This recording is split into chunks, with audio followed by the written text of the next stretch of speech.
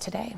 Well, as people look to pay tribute to the lives lost in the Joplin tornado, they reflect on the strength of the community to push forward. For this week's four-state staycation, KOAM photojournalist Liam Mandelbaum takes us to a park at the epicenter of the tornado, one telling a story equal parts tragedy and triumph. It's Cunningham Park. This was one of our ground zero locations 10 years ago.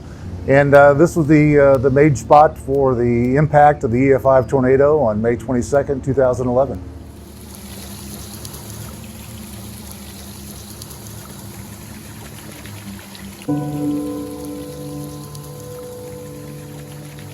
Well, Cunningham Park has always been a focal point. It's over a century-old city park, and it's been one of those gathering places. The tall oak trees and the bandstand were very iconic for the city at that time. And in fact, we lost it all. I mean, we lost even every blade of grass was gone out of this park 10 years ago. So what the Park Service has done to bring this back to life, and a lot of donations, a lot of sweat equity from a lot of people, it's a beautiful landmark for the city.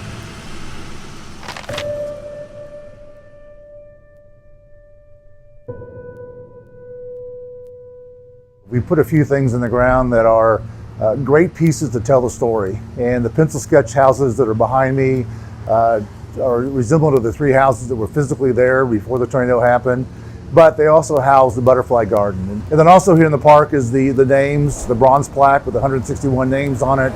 The time capsules are in there, and the fountain for us to remember the days of that event. So Cunningham Park really is where the story is told at.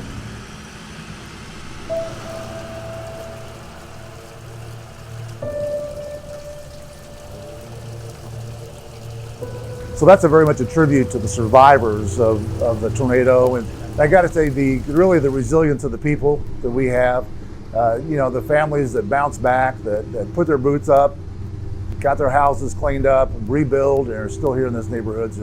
Just shows how strong the city is.